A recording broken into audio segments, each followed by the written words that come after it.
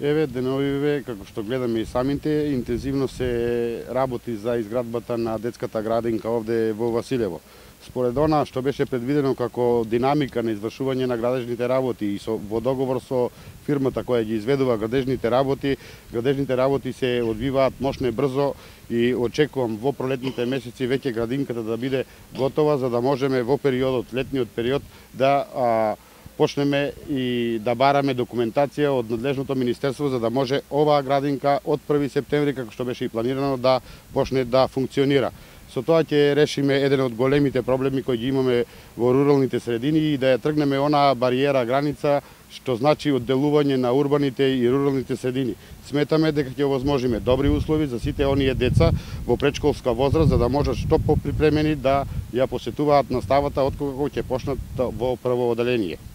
Реално може ли се очекува тој 1 септември да се запишат и првите деца во оваа детска градинка? Дали ќе биде опремена истата со кадар, со оние потребни помагала?